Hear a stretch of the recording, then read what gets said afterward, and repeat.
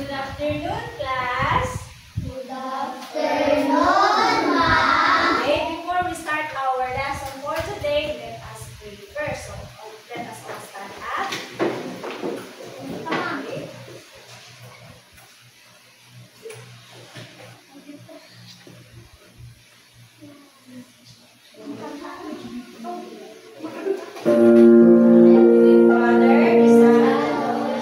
Please bow your heads and let us pray. Dear Jesus, please show me how to spend this day sharing your love in every way.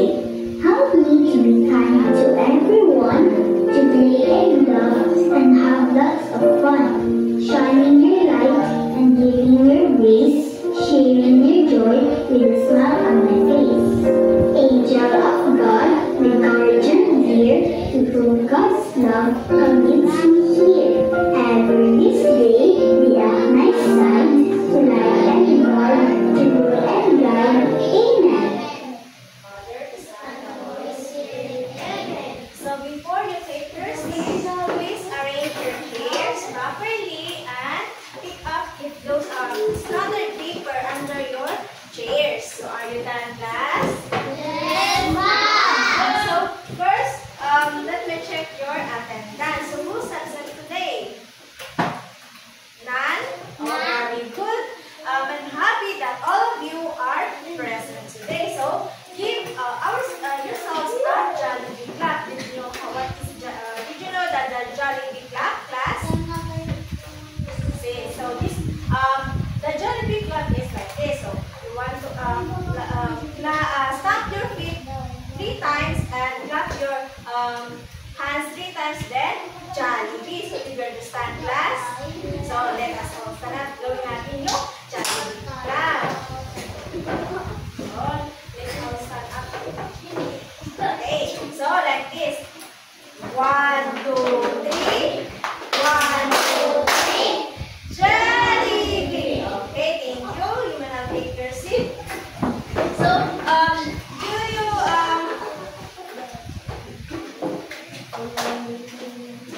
do you like to sing and dance, class? Or gusto nyo sumayaw o kumanta? Yes. Good. So ngayon, kakanta na at sasayaw. So ako muna yung I will be the one first to do the action or the video that show this TV. So you'll follow the video present in the TV. Or did you understand, class? Yeah. Okay, very good.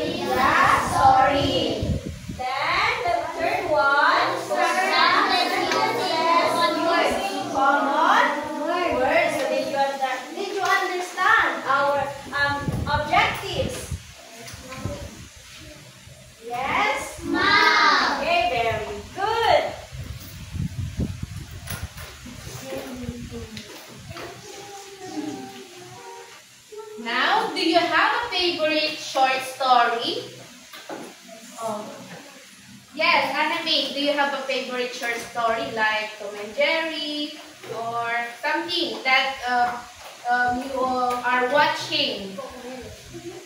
Yes? Cocomelon. What else? Yes, Jack? Tom and Jerry. So who is your favorite character in that short or that movie? Who is your favorite character? Or sino yung paborito mong karakter sa Tom and Jerry? Si Tom ba? Or si Tom? Oh, sino pa? Yes? Nathan? Ay, Tristan? Yes, Natalie Faith. What is your favorite short story? Marsha and the Bear. So who is your favorite character in that short story? Marsha. Kuromi. Kuromi. Okay. Now I have yes. Labubu. Okay. Now I have a favorite short story too. Cartoon. Okay. Minecraft. Yes.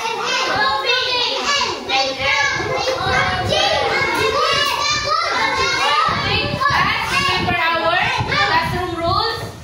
Okay, remember our classroom rules, okay? Now I have a favorite short story character too. Do you want to meet them? Yes. So, her name or their name is the Rabbit and the Tortoise. So, do you want to hear the story about the rabbit and the tortoise? Okay. First, let me read it first, and after that, you will read it too. Understand, class? Yes, ma'am. Okay.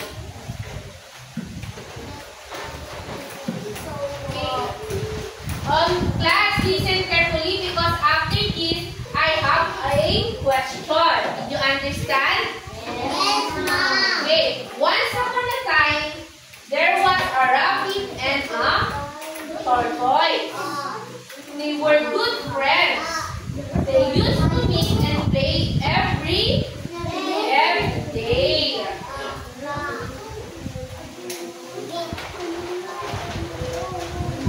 So the rabbit always boasted that he could run faster than the tortoise. So they decided to have a race. So napag-desisyonan nila na gusto nilang magbaligsahan kung sino ang mas mabilis tumakbo. So they choose the starting and finishing point. The rabbit ran really fast and soon left the tortoise far behind. He thought that the tortoise is too slow and he can rest for a while. So anong ginawa ni rabbit? Nadurog daw. Well, so he stopped under a tree and went to sleep. Nagsardangan na? Tree. Well, so he slept under the tree. So meanwhile, tortoise kept walking the whole time and reached the winning point.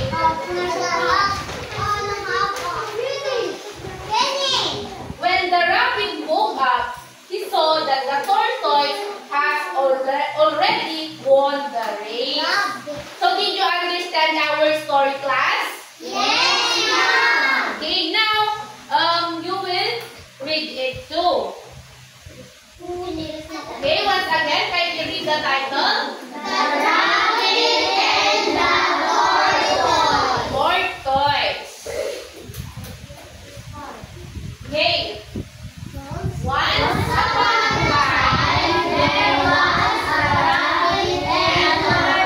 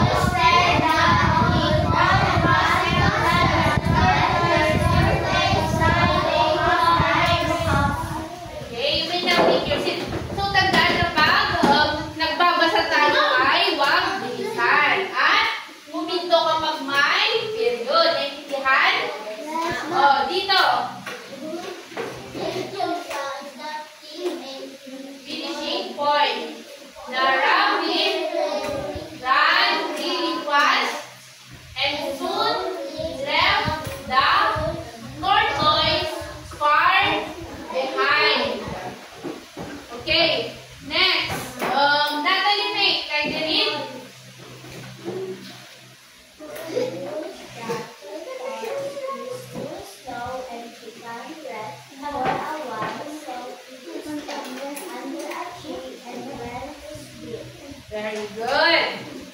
Okay, who wants to read? Oh, Bia.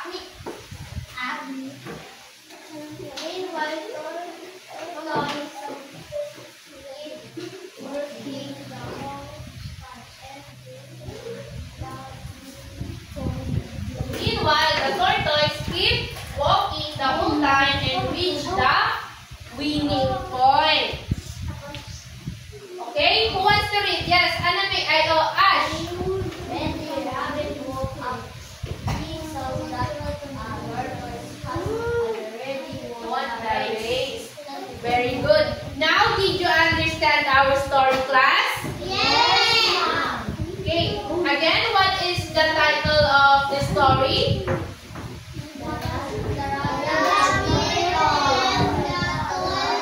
Tortoise. Very good.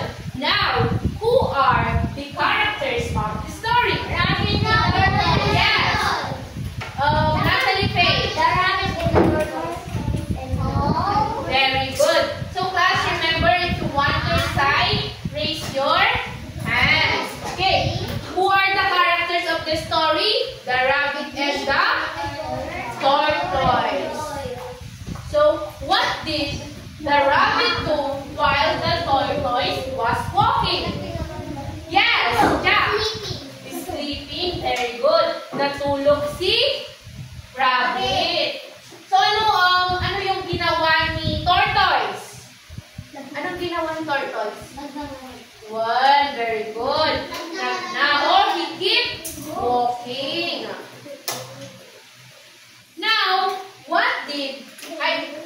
so what did the tortoise do during the race? Ano yung sinabi mo, Enteng? Nagna. One, nagna.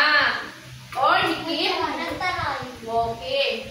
When? Nung tinugra ng talagapon? Nagna. When? Nagna nga nagtaray. What? So based on the story, what is the moral of the story? So, kapag sinabi natin moral, ito yung natutunan natin. Ano yung tinatutunan nyo dyan yung story na binasa kayo? Huwag matulog para hindi matalo. Yan. Kami natulog ni rabbit. Yes. The rabbit went to sleep. That's why he lose the game. So what else? What is the moral of the story, or what are the lessons you have learned in the story? Yes, Natalie Faye. Huwag maging mayabang. Very good. Huwag maging mayabang. Dahil ang ginawa ni rabbit, sabi niya, mas mabilis siyang tumakbo, kaya natulog siya. Dahil ang alam niya, mas mabagal si tortoise at maaabutan niya ito. Pero anong nangyari? What happened?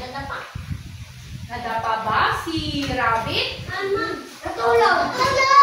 Oo, natulog si rabbit. Kaya siya ay natalo. Now, based on this story we read, what are the activities they do? Or ano yung ginawa nila? Tumalon ba sila? Natulog? Ano? Natulog or the rabbit went to sleep. What else? What else? Anong ginawa ni tortoise? What did the tortoise do? Nagna or he keep walking. He keep walking. So, ano yung ginawa ni rabbit? Natulog? Ni tortoise? Nag-split. Nag-split ba si tortoise? Nagna or walking? Yes. Lalakad.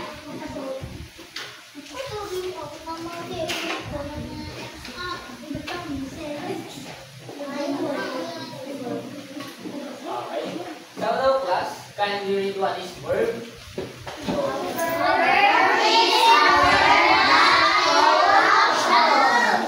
The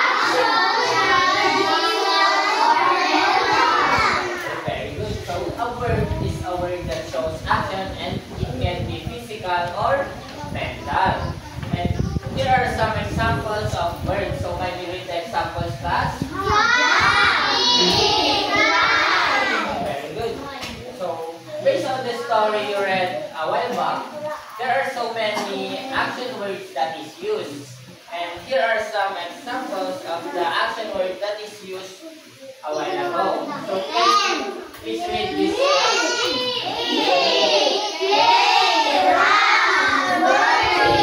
Okay. So now we will going to use these words to make a sentence. So do you understand, class? So the first word is meet. So who wants to make a sentence using the word meet? Yes. I meet my teacher every morning. So in that sentence, what is the action word used? It's the word meet. Okay, very good. And the second example is the word play. So who wants to make a sentence using the word play? Good. So, okay, very good. So the children play outside. So in that sentence, what is the action word used? Play. Okay, very good. The next word is run. So who wants to make a sentence using the word run? Yes. She ran to the bus. Okay, very good. So in that sentence, what is the action word used? Run. Very good. And lastly is walking. So who wants to use the word walking in a sentence? He is walking to the school. Okay, very good. So what is the action word used in the sentence? Walking. Okay, very good. So kids, remember that using the correct. So kids, remember that using the correct use of words in a sentence is very important for effective communication. So do you understand our lesson, class? Yes. Okay, very good.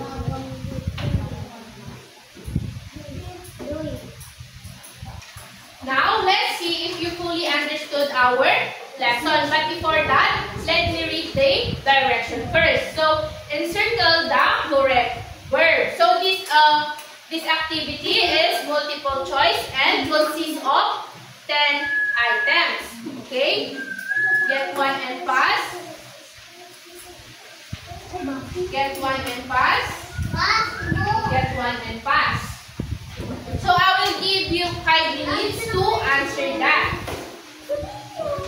So if you have any question, kindly raise your hand.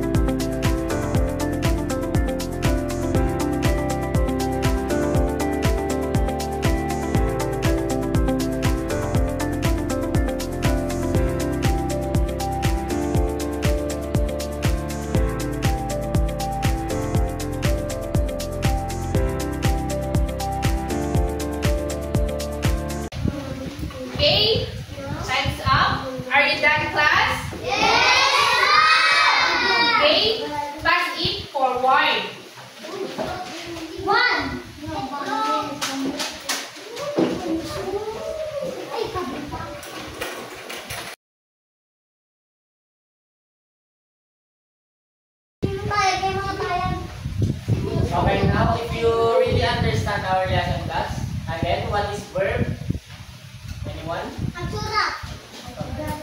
verb? Yes. A verb.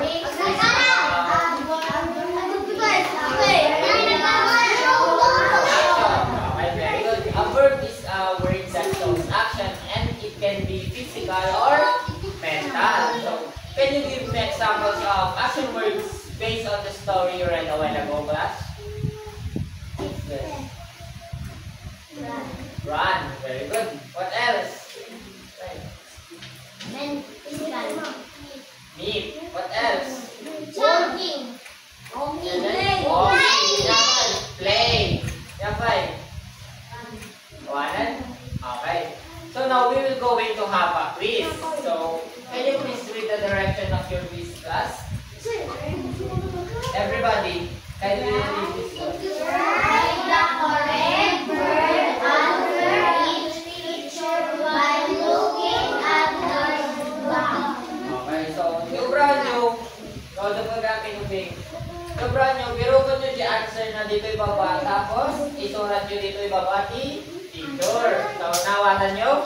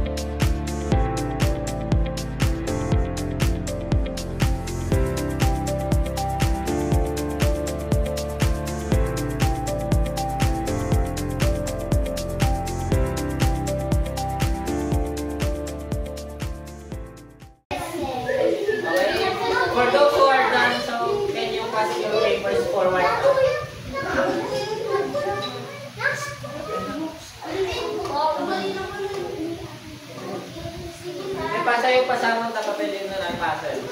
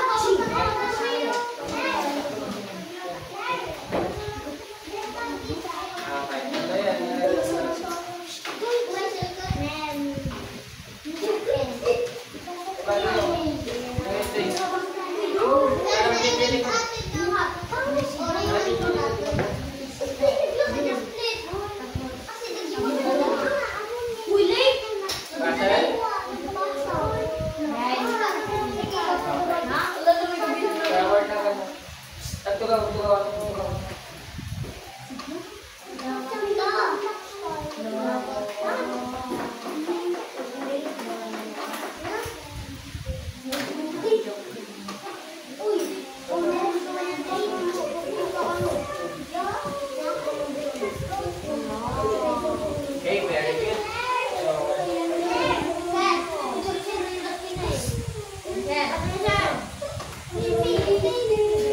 And for your assignment, Okay, class. For your assignment, I will send to our GC the assignment. So, those assignment, you read the story and underline the